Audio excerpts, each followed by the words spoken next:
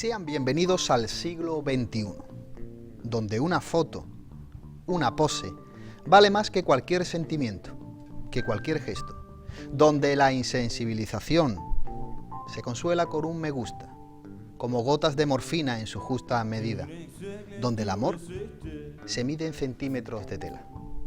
Bienvenidos al siglo XXI, de trampas y trampantojos, de modas y modos, de poses de falsos oropeles, de conciencias de quita y pon. Bienvenidos, sí, bienvenidos al siglo tecnológico, de esos de doradas esferas, de vergüenzas en fronteras y modas ajenas, de mitos y leyendas, de hogueras en las aceras. Bienvenidos al siglo XXI, de machismos e inconformismos, de embrismos y demás ismos. Bienvenidos, sí, bienvenidos al nuevo racismo, al desaforado fascismo, que alimenta a diario mientras nos vestimos de cinismo. Bienvenidos al siglo XXI, donde la lucha obrera se condena, donde se gritan ¡vivan las caenas!, donde tu pena ya no es mi pena. Bienvenidos, sí, bienvenidos a este siglo, de noticias falsas para manipular mentes infectas, donde cambiar la historia no cuesta, donde tu opinión se vende en una casa de apuestas. Bienvenidos al siglo XXI, de cambios climáticos, de cumbres donde tu vida, mi vida, nuestra vida, se subasta en las almonedas políticas europeas. Nos ha tocado vivir tiempos de cambio, donde el motor del mundo, que somos nosotros, la clase trabajadora, no debe de olvidar jamás quién es el que oprime, quién es el que manipula nuestros sueños mientras intentan comprarnos con falsas promesas. Sí, son tiempos difíciles.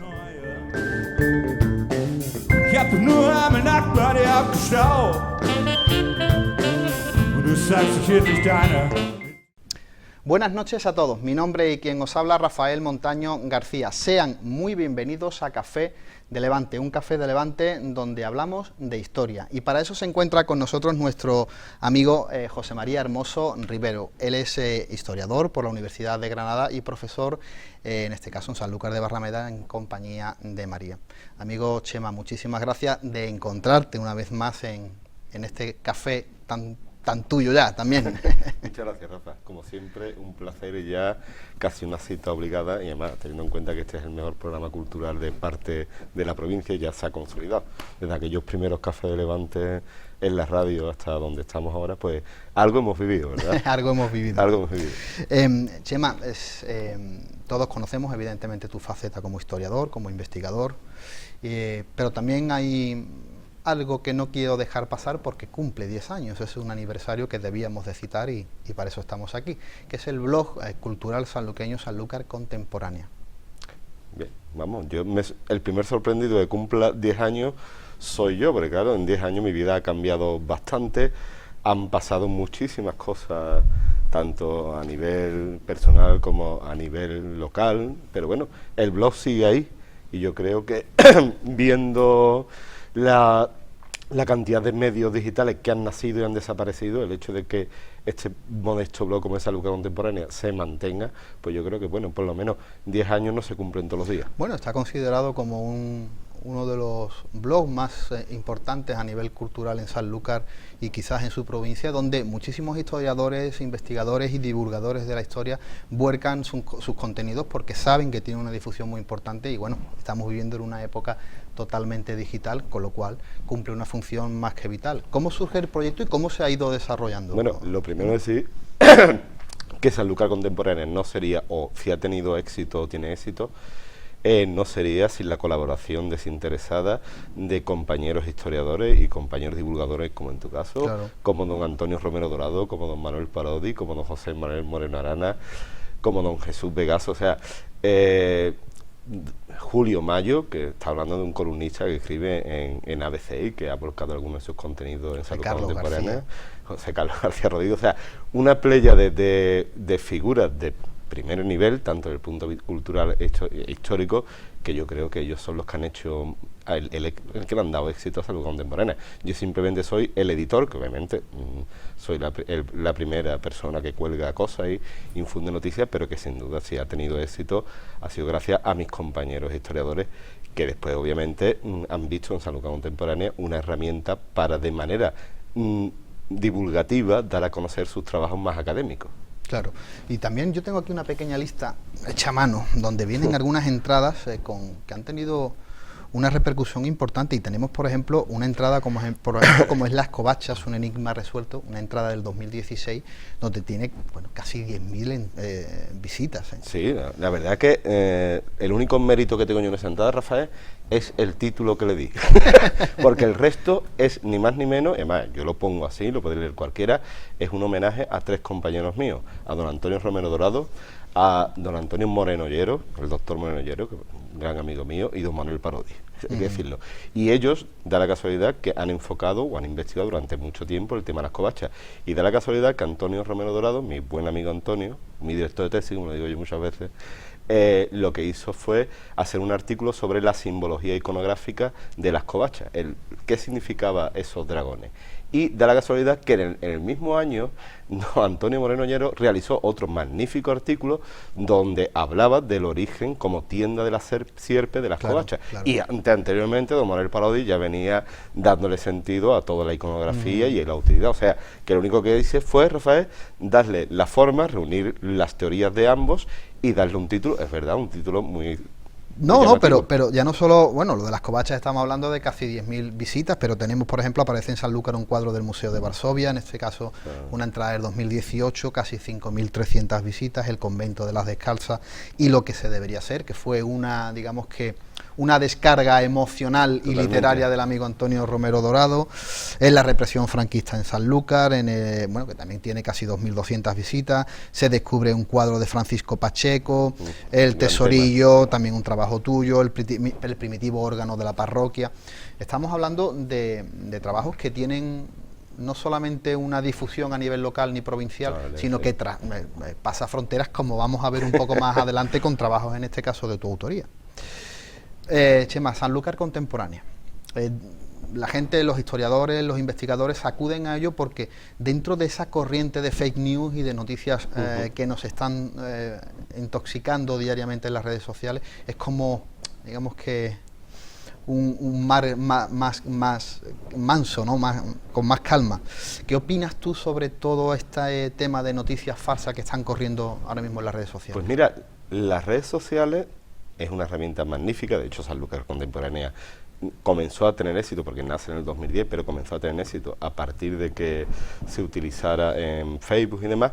Pero es verdad que, por ejemplo, volviendo al tema de las redes sociales, es una gran herramienta, pero también hay que tener mucho cuidado con lo que se cuelga y lo que se dice, porque muchas veces no está totalmente contrastado o se lanza, como digo yo, el Facebook es este moderno ágora que llamarían los griegos, ¿verdad?, donde nos reunimos todos y cada uno suelta lo que se le ocurre, pero muchas veces lo que soltamos no tiene la suficiente coherencia o está bien documentado.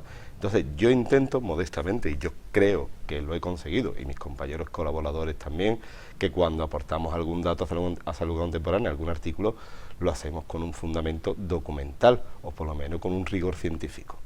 La verdad que la línea que hemos seguido, o que he seguido en este caso en el blog, ha sido un punto de darle un toque de seriedad y no colgar temas, para así decirlo, sensacionalistas.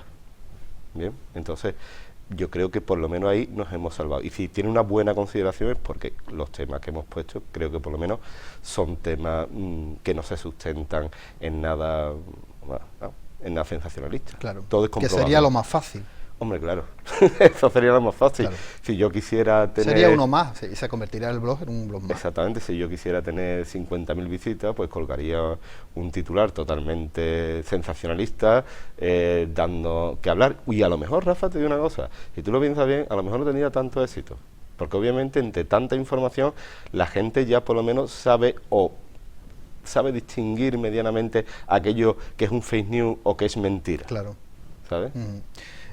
Chema, ya más a título personal, ¿es la investigación histórica un tanto ingrata? Mira, Rafa, cuando yo empecé a investigar, estoy hablando de mi primer artículo desde el 2008, ya no recuerdo más, ni ha pasado, yo estaba un poco con la ilusión de, como historiador Nobel, que soy, que era, de que yo pensaba crear, dar que hablar, que la gente hablara.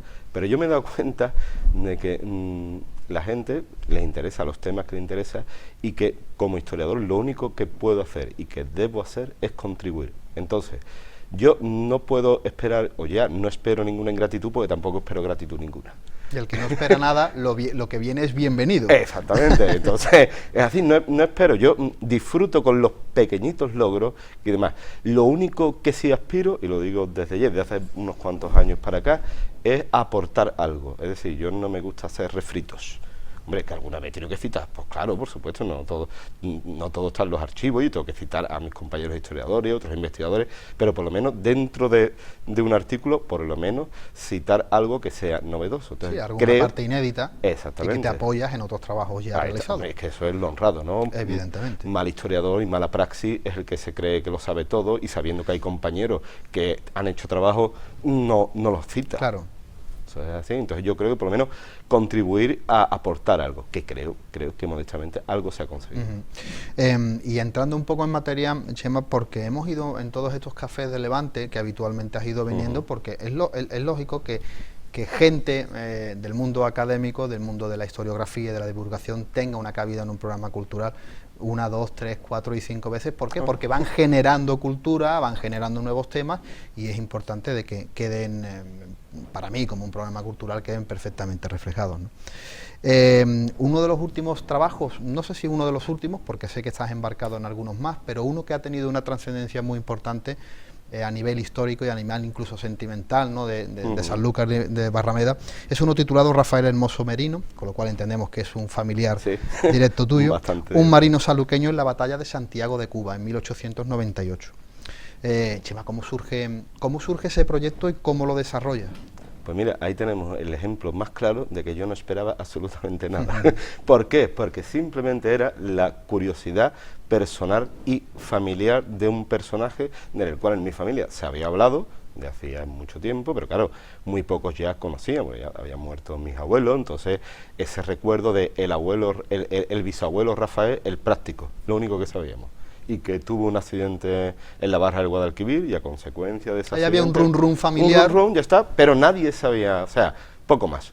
Y entonces, con ese afán de yo quiero saber más, porque parece unos historiadores, pues me pongo a indagar y lo primero que me sale es una noticia de que un artículo del Diario de Cádiz, el 2005 creo que era, de un listado de gaditanos que participaron en la batalla de Santiago de Cuba, ni más ni menos, 3 de julio de 1898. Famosa batalla donde la flota norteamericana destroza a la Marina española. Y ahí, entre los supervivientes, o los participantes, obviamente intenté supervivientes, aparece el nombre de mi bisabuelo y de 3 sanluqueños más. Esto, obviamente, me dio para una pequeña entrada en el blog, 3 sanluqueños, creo que era 3 sanluqueños en la batalla de Santiago de Cuba. Pero claro, el tema se quedó ahí, y yo, obviamente, ese run de saber qué había pasado con mi bisabuelo Rafael el Práctico, lo tenía. Bueno, la verdad, Chema, que ya no solo presentar un trabajo de investigación de esa índole, que en este caso te ha venido, como tú bien dices, en un momento dado de rebote, porque das con una lista, ves el apellido, te cuadra con sino que encima lo aderezas con una colección de fotografías totalmente inéditas. Si el trabajo es bueno, cuando metemos un material gráfico es doblemente bueno. ¿Cómo te haces con esas fotos y cómo aderezas el trabajo con fotos realmente? Porque ya no solo de tu bisabuelo, Rafael, sino de incluso estando como prisionero en un campo de prisioneros norteamericanos. Pues mira, yo este trabajo lo he disfrutado enormemente, 1, por el vínculo familiar, claro, y 2, porque me puse en contacto con el historiador Juan Enrique el bisnieto del almirante Topete, que ahora perdón, pero no me sale el nombre, y con el cual mantengo una correspondencia.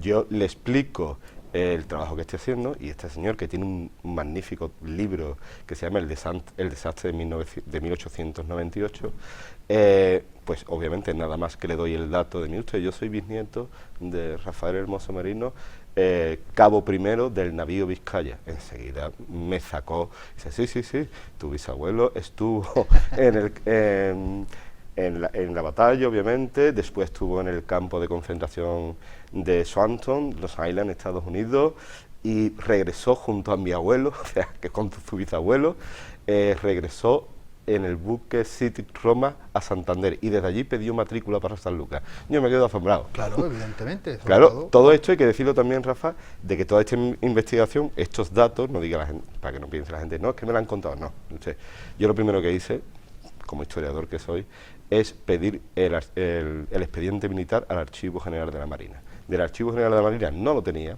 porque era una documentación anterior a lo que ellos tenían, y me mandan al Archivo General de la Capitanía de la Armada. Y desde allí, de manera gratuita, lo cual estoy muy agradecido, me envían el expediente militar. Y ahí me encuentro una serie de vicisitudes, descripción de quién eran mis tatarabuelos, de en todas las campañas militares en las que estuvo, que es muy llamativo, y en una de las hojas pone prisionero en el buque San Luis, además, muy gracioso en español, batalla tal de Santiago de Cuba, 1800. Yo me quedo asombrado, porque a partir de aquí se me abre una vía de investigación que yo desconocía.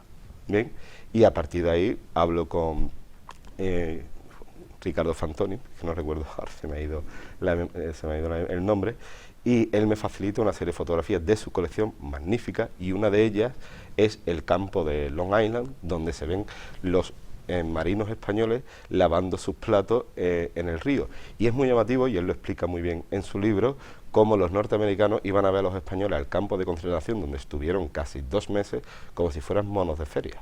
Por eso esta pose, en la foto es muy llamativa, por eso esa pose que se ven los marineros saludando, algunos con la mano, pues para ellos, bueno, sí, era un cautiverio, pero quiera o no quiera, no los trataron tan mal. Otra cosa fue el desarrollo posterior a la batalla, que esto sí fue más duro. Sí, sobre todo también porque a lo mejor todos los que no llegaron a morir en la batalla en sí, después murieron de enfermedades o incluso las malas condiciones que habían en esos campos, la mala alimentación, infecciones, insectos, etcétera, etcétera, que diezmaron totalmente las tropas. Dentro del contexto bélico, porque realmente cuando vemos esa batalla de 1898, donde España pierde ya prácticamente todo lo que le podía quedar, ¿no?, de ese imperio español antiguo, es una batalla que ya iba con un síntoma, un presíntoma y un síntoma de derrota. Totalmente. Porque Cervera Topete decía que era una batalla que realmente estaba perdida. Pero desde hacía años. Desde hacía años, porque las anticuadas fuerzas nacionales españolas no podían competir con la vanguardia, en este caso, que tenían los norteamericanos. ¿Por qué crees tú que se llega a hacer esa batalla? ¿Por qué se manda a esos chavales, porque eran chavales, a una muerte casi segura? Hombre, teniendo en cuenta que yo no soy un experto en el periodo de la guerra de Cuba, pero obviamente hay un contexto que era que se quería tomar por asalto, los norteamericanos tenían 2 frentes, y uno de ellos era tomar por asalto La Habana. Entonces la flota que está en Santiago de Cuba no le queda más remedio que salir al rescate de La Habana, sabiendo perfectamente, el almirante Pascual Topete, sabiendo perfectamente de que si salían con la escuadra que lo estaba esperando enfrente, iban a ser acribillados. Entonces los capitanes, Topete, Eulate Ferry, que es el capitán del Vizcaya, al que podemos hablar más detenidamente, lo que propusieron fue desmontar la artillería y enfrentarse a los norteamericanos en tierra. Pero eso el gobierno español de la época no lo vio factible, porque significaba ya estamos renunciando a nuestra marina, a nuestra gloriosa marina. Y entonces deciden salir hacia la bocana del puerto de Santiago de Cuba, pero intentar salvar el mayor número de vidas muy posible. pegadito a la costa por si tienen que saltar. No, es que fue así. Claro. Por ejemplo, el Vizcaya, donde iba mi bisabuelo, lo que hace es navegar pegado lo más cercano a la costa para después recibir casi más de 100 impactos, los marineros, los heridos primero y todo eso, salir nadando para la costa. Hubo, no sé, unas 70 víctimas. Sí, pero además lo cuentas perfectamente en tu trabajo. Hablamos de Rafael Merino en el Vizcaya, perdón, Rafael Hermoso Merino en el barco, en el Vizcaya. Hablamos de 70 personas que mueren de una tripulación de 345, pero es que no solamente, sino que cuenta que los que se lanzan al mar tienen que bregar con los tiburones y cuando llegan a la costa con una serie de milicias cubanas que estaban esperándoles para rematarlo, que al final no pasó. Te pregunto, ¿crees que incluso llegaron incluso a tener suerte de salvar el pellejo? Totalmente, pero hay dos versiones. Hay dos versiones de ese hecho. Unos dicen que los cubanos, al ver llegar a los marineros españoles tan malheridos y demás, huyendo de la carnicería, porque hay imágenes donde se ve el Vizcaya ardiendo, que tuvo que ser tremendo. Hay dos versiones, una que los propios cubanos los ayudaron y otros también que los propios cubanos disparaban contra los heridos. Yo creo que estaría la cosa ahí, porque obviamente se les arrestó en medio de la playa, ¿sabes? Pero indudablemente tuvo que ser algo horrible cuando tú escuchas la descripción del capitán Eulate, cuando te cuenta cómo empezó a arder la bodega, cómo murieron calcinados muchos marineros españoles, así presos, incapacitados para salir. Pues tú dices, esto tuvo que ser algo terrible, y esos marineros españoles nadando hacia la costa. O sea, además, yo creo que cabe, ¿no?, nombrar a la gloria en este caso de Cervera Topete, porque tuvo incluso esa brillante idea, ¿no?, como tú bien has descrito, de decir, bueno, vamos a una derrota de manual, pero yo voy a intentar que todos los míos o lo máximo posible sean. De hecho, en honor a Cervera Topete, que es un personaje que está enterrado en el Panteón de Hombres Ilustres de San Fernando, no está hablando cualquiera. Después de esta derrota, los norteamericanos lo vieron siempre como un héroe, y de hecho hay invitaciones desde sociedades norteamericanas para que fuera a dar conferencias a Estados Unidos. Incluso, Rafael, en la Academia Naval de Annápolis, donde estuvo recluidos los oficiales, ¿vale? Yo le agradezco mucho al archivero de la Academia Naval de Annápolis, que me facilitó muchas cosas. A Jan Millonki, que no recuerdo mal, el hombre me dio documentación. Y Cervera y la mayoría de los españoles eran vistos por gran parte de la sociedad norteamericana como héroes, a pesar de la derrota, que es lo más sorprendente, a pesar de la derrota. Yo te iba a preguntar, porque cuando hablamos de un campo de prisioneros, hablamos de un campo de concentración, que quizás es una palabra que se adecua más al siglo XX. Si nos referimos a ese campo de prisioneros, ¿te haces una idea después de la investigación cómo pudieron sobrevivir y cómo eran esas... y no sé, cómo sobrevivieron los soldados españoles allí? Estuvieron unos 2 meses, eran condiciones duras, pero no inhumanas. ¿Qué quiere decir? Que para la época, obviamente, los trataron lo mejor posible, pero que también, y esto se cuenta, Luis Ignacio Cervera Fantoni, que es el autor, ahora lo recuerdo, él lo dice, fue un campo, Rafael, que se montó en apenas 2 semanas. Es decir, cuando tiene lugar la batalla, el gobierno norteamericano se dice, bueno, ¿y ahora qué hacemos con estos prisioneros? ¿Vale? Los oficiales a la Academia Naval de Annápolis, que eso es un referente dentro de la historia norteamericana, pero... Allí, por ejemplo, a Cervera lo trataron bastante bien. Hombre, Cervera iba hasta misa, además es muy curioso. Fíjate, la buena sintonía entre los propios oficiales españoles y norteamericanos, que ellos firmaron un documento donde reconocía y donde se comprometía a no intentar evadirse. O sea, está hablando. Claro. La derrota, evidentemente, de las colonias españolas, Filipinas, Cuba, Puerto Rico, ese último tramo del siglo XIX, esa tardía revolución industrial, otras guerras civiles que asolaron España, entradas de repúblicas fallidas, monarquías fallidas. ¿Tú crees que pudo ser el peor momento de la historia nacional? Hombre. ¿O uno de los peores? De los peores, sí.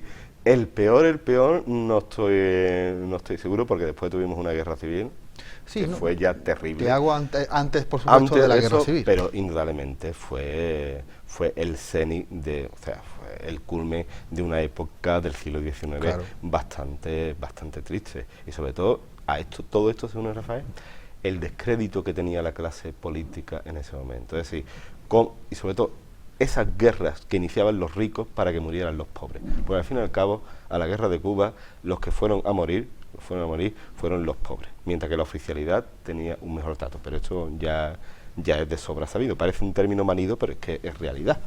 Y en la foto que te iba a comentar, y en la foto de Can Island, donde se ven los marineros lavando las escudillas, mi padre y yo empezamos a comparar, cuando me la envía el autor, Cervera Fantoni, me envía la foto, y comparando la que tenemos de mi bisabuelo, que un familiar mío me hizo llegar, es una historia muy curiosa, comparamos y tenemos, yo creo, que hemos dado con el bisabuelo de pie allí en el campo, comparamos las dos fotos. La verdad que el trabajo estaba para ti, ¿eh? Porque es hay una serie de casualidades que hace que lleves, nunca mejor dicho, a buen puerto un trabajo de investigación que en principio estaba totalmente deshilado. No, pero es que te digo más, Rafael, es que el primer sorprendido del tema soy yo. pero el segundo es mi familia, que ninguno teníamos ni la más remota idea de esa historia. De esa historia. Y yo creo entender por qué. Tú imagínate esa experiencia tan traumática en un joven de unos 24 años, de lo que tuvo que pasar en esa batalla, y en ese campo de concentración, sobre todo en la batalla, cómo nunca habló del tema, porque en mi familia jamás se habló de ese tema. O sea, cuando yo le contaba a mis primos, a mi padre, lo del campo de concentración, alucinaban en color. Claro. No sé lo que dice. Mis primos decían, ¿y tú dónde has encontrado esto? Esa línea de investigación, Chema, que podría ser, digamos, como el comienzo de una línea nueva de investigación, te lleva en este caso a acercarte a la guerra civil, en este caso a la guerra civil en Sanlúcar. Dices pues porque es un tema complicado y un poco áspero, evidentemente, porque nos toca todo de lleno y sobre todo aquí en nuestra localidad. Guerra civil, esa memoria histórica, evidentemente por una parte sigue siendo un trabajo difícil, un trabajo áspero. Cuéntame cómo te embarcas en ese trabajo. Yo muchas veces lo pienso y digo, ¿cómo me he metido yo en este tema? Pero lo tenía que hacer, porque cuando, por ejemplo, en tu caso, encuentras un material tan bueno como esa foto de los presos, que como algún compañero lo ha descrito, posiblemente sea, y me perdonen la vanidad, pero me lo voy a marcar, posiblemente sea la foto más importante del género fotográfico de la historia de Sanlúcar, porque no hay una foto igual, y que han pasado 80 años, te sigue impactando. Yo creo que aunque este tema, y lo digo abiertamente, lo he dicho otras veces en otros medios de comunicación, a mí la guerra civil es un tema me daba mucho respeto, pero sobre todo porque las connotaciones que tiene, y sobre todo porque hay gente que aún 80 años después no lo sigue viendo como un tema histórico, sino que lo trata como un tema político. Y a mí eso, la verdad, me da mucho respeto. Pero, ¿qué ocurre? Yo, como historiador, tengo que darle la mayor seriedad y la mayor objetividad y tratarlo como tema histórico. Pero es verdad que es un tema bastante peliagudo. Pero, ojo, bueno, escúchame, alguien lo tiene que tratar. Claro. Alguien lo tiene que tratar. Bueno, en este caso es un trabajo, aunque esté feo decirlo, que estamos trabajando codo con codo. Cuéntanos un poquito, porque esa presentación se hizo en la Universidad de Cádiz, en las jornadas de verano, en los cursos de verano de la Universidad de Cádiz. Cuenta cómo fue esa experiencia y cómo se desarrolla y qué temas Hombre, fue. El tema, si te das cuenta, a partir de la foto todo es una sinergia. Primero la publica Andalucía en la Historia, que para que alguien no lo comprenda, Andalucía en la Historia es una revista de ámbito autonómico que además lo edita la Junta de Andalucía y que curiosamente nunca o no suele aceptar trabajo, sino que lo encarga. Entonces cuando curiosamente se le muestra la fotografía a Andalucía en la Historia, recuerdo, tengo el correo por ahí guardado, a las 2 horas respondió, háganme ustedes un artículo y mándenme ustedes la foto. Entonces yo creo que eso ya da un caché. Tenía mucho contenido. Tenía mucho contenido. Evidentemente. Y a partir de ese artículo después se publicaría una breve reseña en el Diario de Cádiz y ya yo creo personalmente, bueno, el tema del programa Cuarto Milenio, que le dio una difusión, le guste o no le guste, estén de acuerdo con el tema o no, le dio una difusión enorme al trabajo de investigación. Después el aula de Carlos Perales de la Diputación de Cádiz, ni más ni menos, a los cuales les cedimos esa foto y algunas más, y que están paseando la fotografía, nunca mejor dicho, por todos los pueblos. Porque no solamente es la fotografía, en este caso, de los presos en el Castillo de Santiago, donde ya se describe en el trabajo de Andalucía y la historia de dónde viene y de dónde procede y cómo se llega a contextualizar esa imagen, sino es otras fotos totalmente diferentes donde llegamos incluso a Jerez de la Frontera, un material gráfico totalmente inédito, otras fotos de Sanlúcar que todavía no han salido a la luz y pueden ser bastante interesantes de ese periodo de entreguerras que hay poco o nada de material gráfico al respecto. Y en este caso también agradecer, creo que sería necesario a Santiago, el tema de ese proyecto de la memoria, el aula Carlos Perales. Carlos Perales de la Diputación de Cádiz. De la Diputación de Cádiz. Tiene una exposición, itinerante por todos los pueblos de la provincia. Y que ahora vuelven otra vez a... Creo que sí.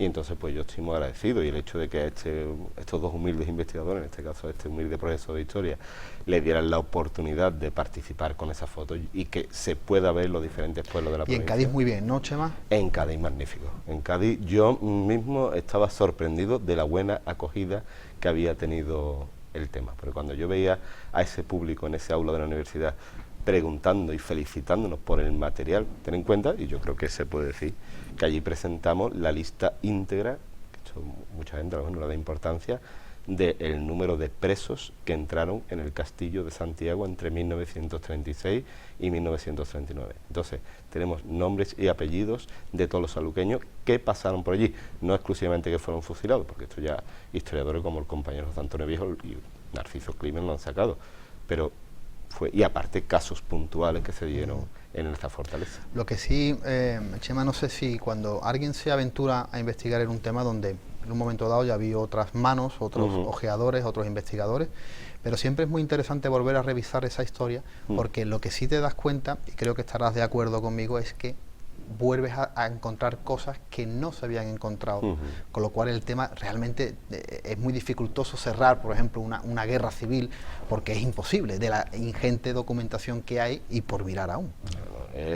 Yo muchas veces me planteo hasta dónde podemos llegar, porque es tan difícil decir hasta aquí, porque claro, son miles de casos de sanluqueños, tanto nuevos fusilados, lo podemos así adelantar sin decir quién, esos sanluqueños que terminan en campos de concentración en Francia, y piensas tú, ¿y esto no se sabía?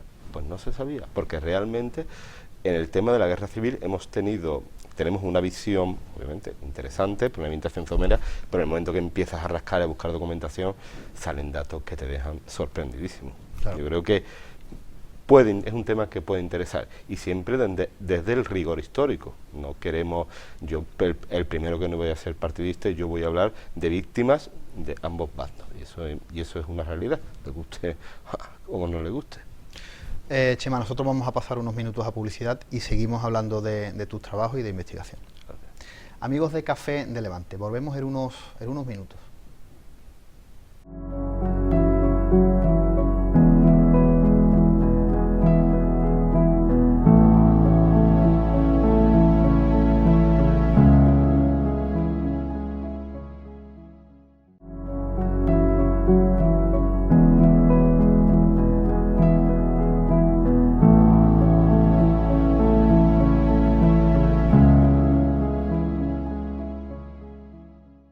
Amigos de Café de Levante, amigos de Costa Noroeste Televisión, seguimos hablando con José María Hermoso Rivero, con Chema, de historia y de investigación. Chema, también eres un ávido lector. Se intenta. Se intenta. Yo sé que, bueno, estamos en el centenario de la muerte del gran Benito Pérez Galdós. Has conseguido una bonita colección de los episodios nacionales, que eso es gloria bendita. La verdad que estoy sorprendidísimo de la manera que la conseguí. Y a mí Galdós, para mí, es uno de mis escritores de culto. Yo tengo que decirlo que, indudablemente, mi género favorito es el siglo XIX, bueno, la época favorita de la literatura. Y que, hombre, esto no quiere decir que no haya leído libros de otra época, ¿no? Pues, por ejemplo, entre mis libros de cabecera tengo, por ejemplo, El nombre de la rosa, que para mí es el libro que me incentivó, gracias a mi padre, que es mejor lector que yo, que me incentivó un poco el amor a los libros, a la biblioteca. Y después las novelas de Arthur Conan Doyle, y sobre todo después escritores para mí que son descomunales, por ejemplo, Víctor Hugo, que para mí es el sumum, Clarín, que a mí La Regenta es uno de mis libros de cabecera, ¿vale? Los Miserables, obviamente, que lo mencionaba antes, y Galdós, que para mí, es que, como decía Almudena Grande, es que Galdós es la novela. Y todos los escritores lo que hacemos es copiar a Galdós. Bueno, la verdad que ya nos gustaría escribir, yo siempre lo digo, a mí me gustaría escribir como un pequeño porcentaje de lo yo me conformo con un párrafo. Con un párrafo o sea, cuando tú lees, por ejemplo, estamos celebrando, como bien se dice, ese centenario de la vida y la obra de Benito Pérez Galdós. Cuando tú lees esos episodios nacionales y cómo describe, por ejemplo, la batalla de Zaragoza, o Cádiz, bueno, es realmente espectacular. Zaragoza para mí es el mejor libro de guerra personalmente de un asedio que se ha escrito jamás. Y Gerona. Y Gerona. Gerona es espectacular. Pero también. Zaragoza, yo cuando lo leí digo, Dios mío, mi alma, lo que acabo de leer. O sea, cuando yo, por ejemplo, recuerdo la novela Territorio Comanche, Pérez Reverte, digo, Dios mío, pero es que Zaragoza es el culmen, cómo describe ese clima, esa carencia que tienen todos los habitantes, o sea, es una maravilla. La batalla de casa por casa. Exactamente, una auténtica maravilla. Yo disfruté como un enano. Iba a preguntarte qué libros han marcado tu vida, pero creo que las has dejado, Por ejemplo, las has dejado bastante claro. Sí, pero vamos, tendría que citar, obviamente, Los Miserables de Víctor Hugo. Y este año, estas Navidades, por despejarme un poco del tema de la guerra civil, una novela que yo había escuchado, que es Nuestra Señora de París, de Víctor Hugo, y te puedo decir que hacía años que yo no disfrutaba tanto con un libro. Las últimas páginas, te lo juro, le estaba preparando una pizza a los niños y estaba con el libro pegado al horno porque no podía dejar. O sea, una auténtica manera. Pero el tema de la literatura, Rafa, pasa lo siguiente. Yo puedo hablar muy bien de un libro sin que me ha marcado y que lo coja otra persona y que no le llame igual. Es normal, es totalmente lógico. El tema de la literatura es un tema muy personal. Y muchas veces, y hay que decirlo, lo principal para que los niños lean es que vean a los padres leer.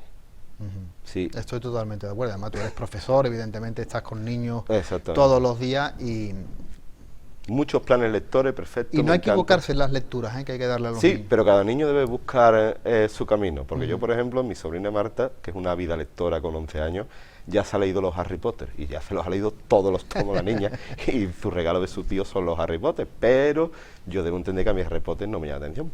No lo voy a hacer leer a Galdós porque a lo mejor no lo iba a comprender. Bueno, Chema, y también hay otro punto muy interesante que nos llamó a todos la atención y es una publicación por la prestigiosa Universidad de Yale, una universidad norteamericana de Yale, de una entrada de tu blog. Eso. Explícame cómo termina una entrada, en este caso de Sanlúcar Contemporánea, un trabajo tuyo en la universidad como entrada principal en una de la Universidad Norteamericana de Yale. Vamos, yo soy el primer sorprendido, porque al fin y al cabo, Rafael, vamos a ser sinceros, Sanlúcar Contemporánea es un blog local de noticias culturales locales, que sí, que llevará mucho tiempo, con más de 300.000 visitas, bien, pero no deja de ser un blog cultural, ¿vale? Y que estamos hablando de la Universidad de Yale, un día en la página de su departamento de inglés y portugués, ponga una entrada reproduciendo un texto de Sanlúcar Contemporánea, pues la verdad, Rafael, que yo me quedé a cuadro. Y simplemente, vamos, para explicar lo que es, vino a presentar una novela la profesora Noel Bali, gracias por mediación a nuestro amigo, yo digo siempre el maestro porque es verdad, don José Carlos García Rodríguez, que presentaba aquí una reedición de la novela Un sanluqueño de Pedro Banarelli, como era Serenata del amor triunfante, y vino la profesora Noel Bali desde Estados Unidos a la tierra de Pedro Banarelli a presentar la novela. Y obviamente, yo que me gusta, yo estaba en el acto, ¿no? Obviamente, pues hice una pequeña crónica con su fotografía y sin esperarlo, porque la verdad, pues esa entrada fue reproducida por el departamento de la Universidad de Yale, que yo soy, digo, el primer sorprendido. La verdad que todo esto yo me puedo dar por satisfecho. Bueno, antes hablábamos en la primera parte de si la investigación histórica puede ser a veces ingrata. Bueno, sí, puede ser a veces ingrata, pero también te da esta brillantez, ¿no? Y estas alegrías que hace que merezca la pena todas esas horas que se le puede echar, porque has hablado de un blog cultural, pero un blog cultural que hay que llevarlo.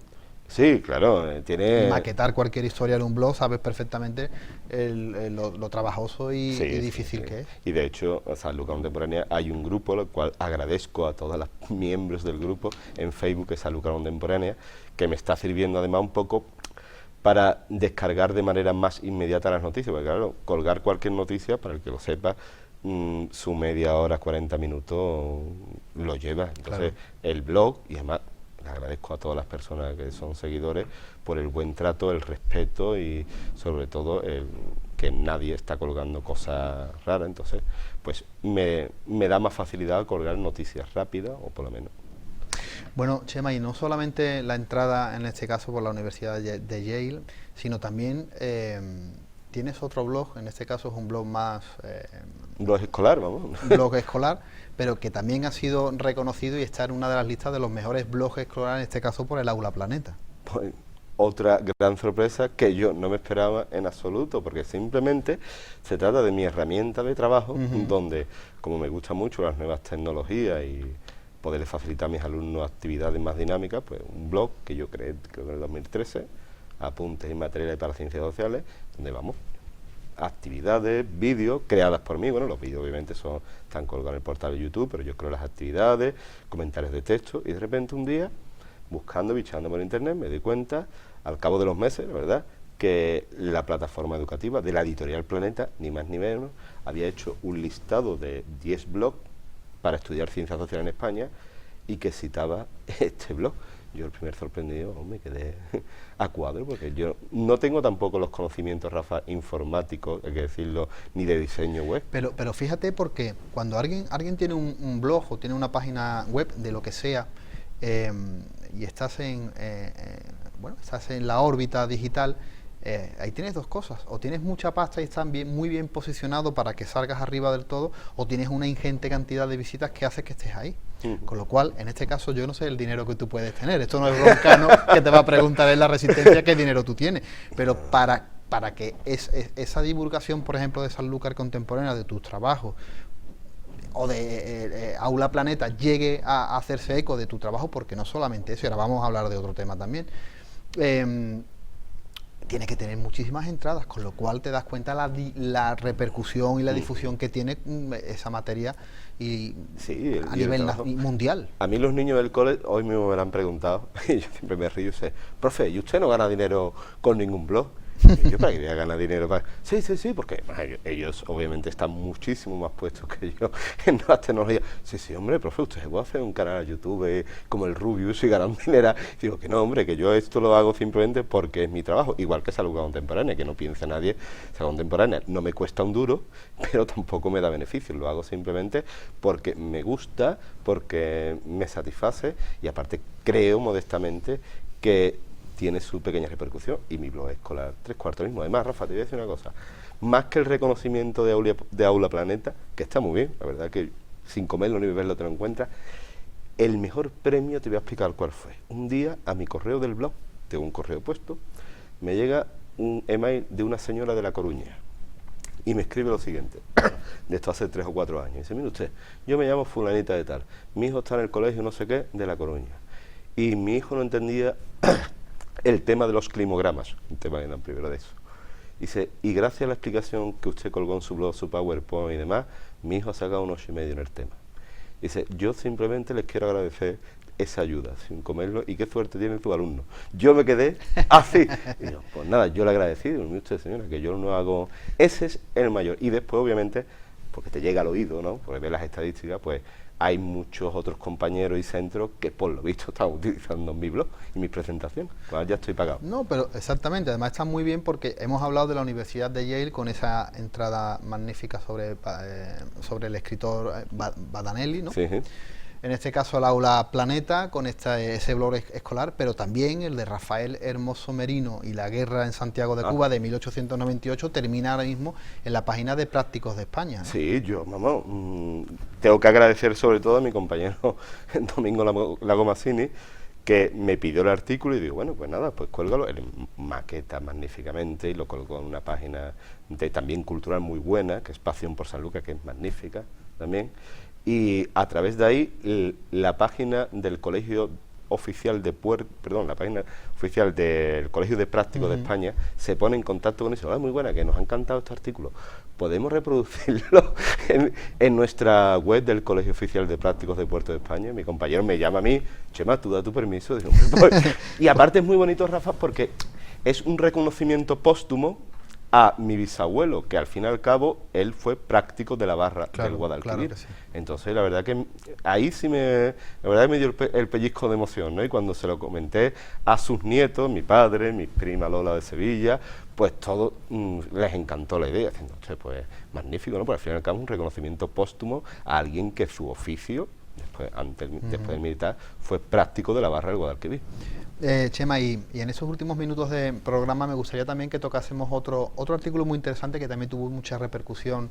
Fue, en este caso, un esbozo o una descripción de aquella Sanlúcar costumbrista, aquella Sanlúcar romántica o pintoresca de mediados del siglo XIX, 1840, 1840 y tanto, en este caso de José Amador de los Ríos, viajero, historiador, arqueólogo, o sea, un erudito nunca de primer mejor, nivel. de primer nivel.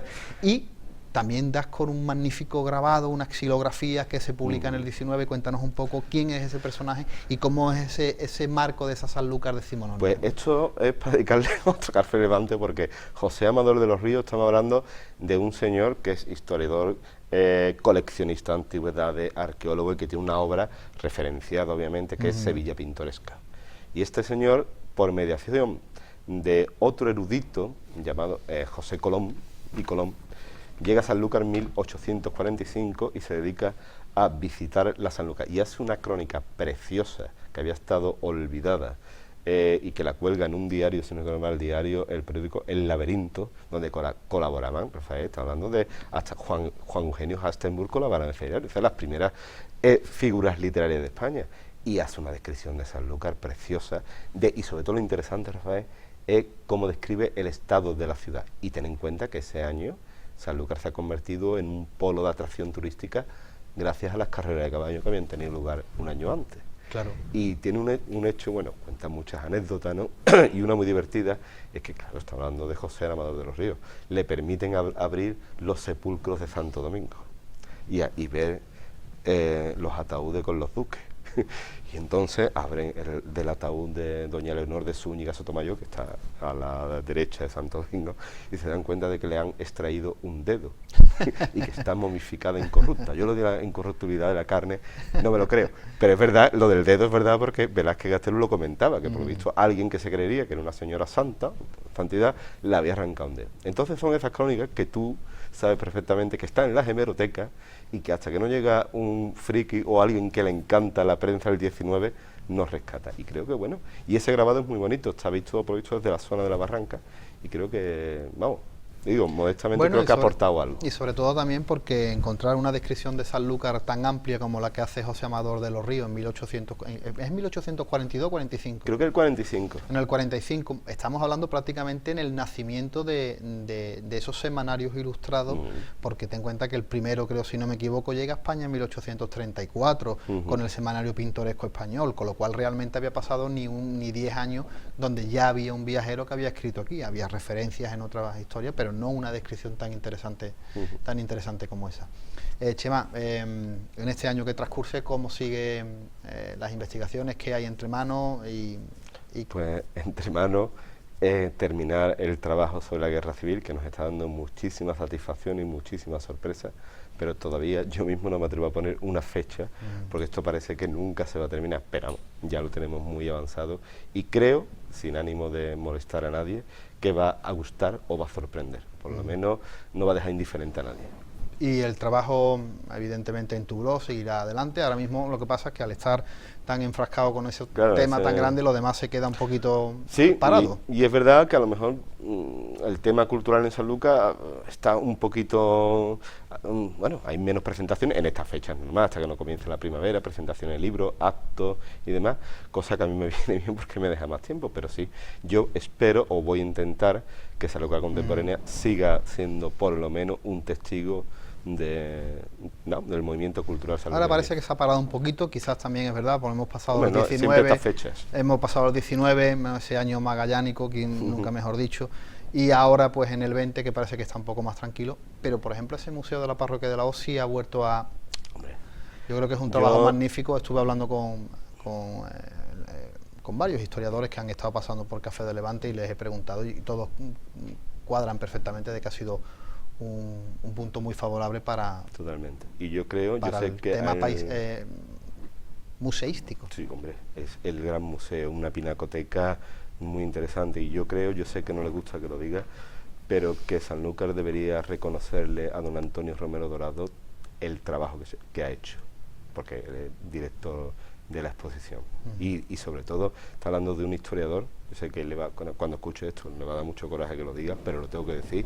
Está hablando de un historiador de primer nivel, que además está sacando a la luz temas sanluqueños a nivel nacional e internacional.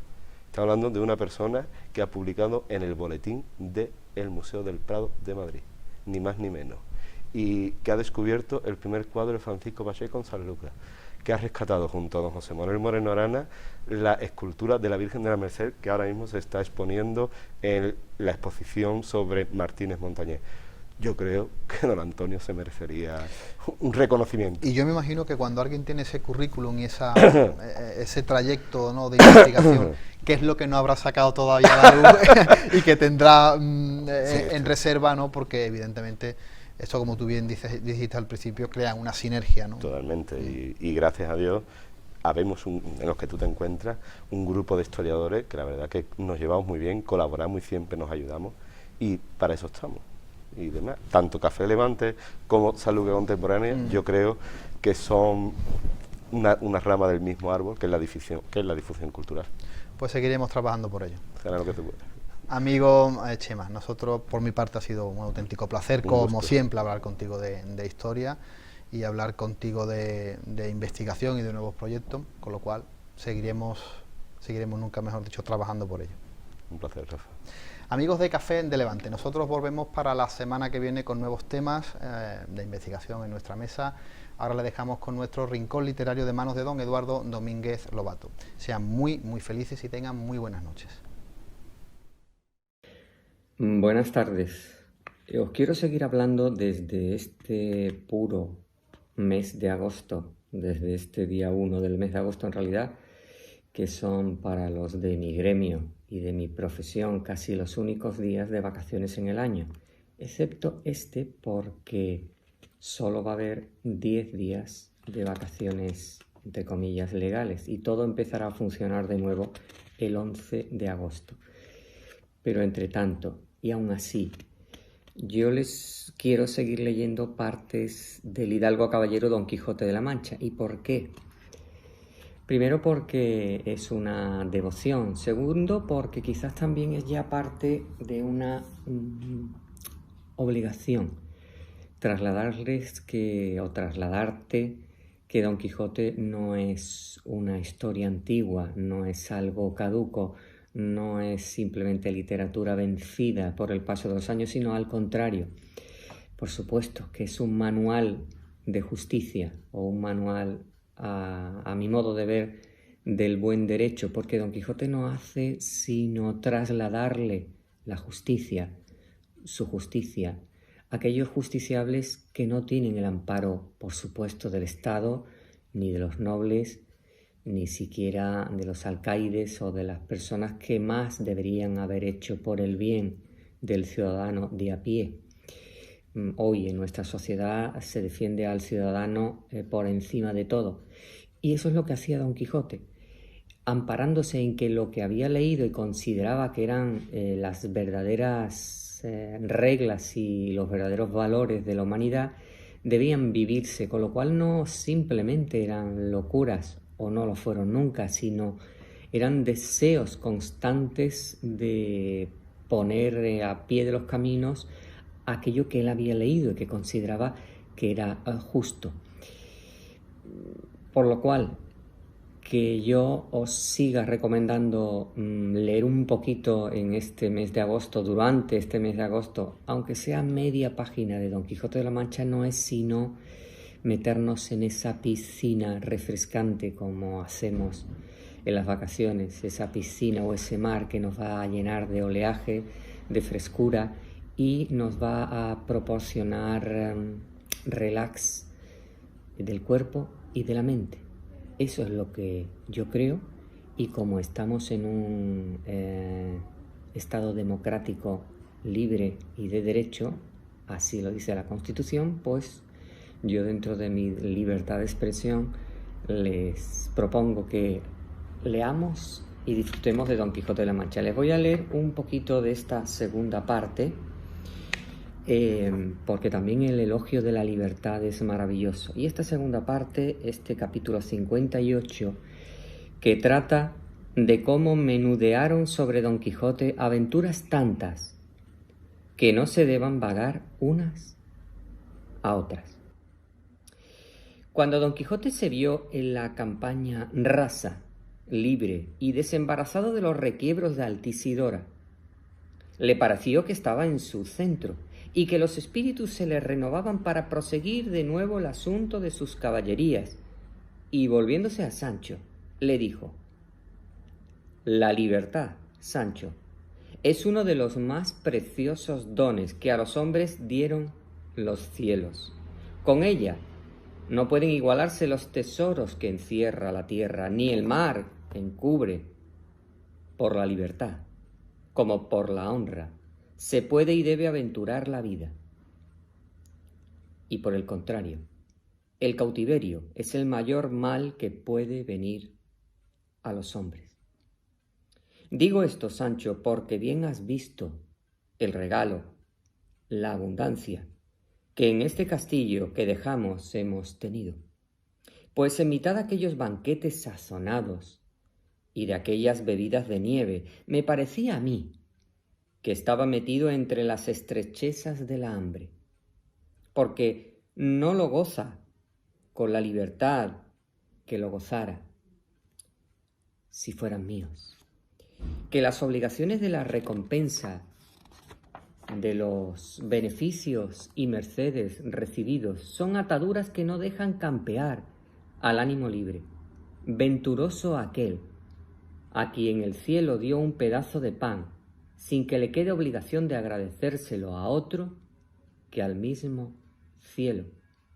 Con todo esto dijo Sancho: que vuestra merced me ha dicho, no es bien que se queden sin agradecimiento de nuestra parte 200 escudos de oro que en una bolsilla me dio el mayordomo del duque, que como pítima y confortativo la llevo puesta sobre el corazón por lo que se ofreciere, que no siempre hemos de hallar castillos donde nos regalen, que tal vez toparemos con algunas ventas donde nos apalen. Bueno, ¿cuántas veces los agradecimientos debidos se convierten en cadenas que limitan nuestra libertad? Por eso dice Don Quijote que ojalá solo tenga un trozo de pan que él se haya conseguido, porque probablemente tenga la libertad de solo tener que agradecérselo al cielo. Así que las dádivas, las entregas y lo que nos llega, entre comillas, regalado, no sea motivo, objeto ni condición para que perdamos nuestras libertades. Agosto. Sigamos leyendo a Don Quijote de la Mancha, que yo les cierro probablemente hasta mañana.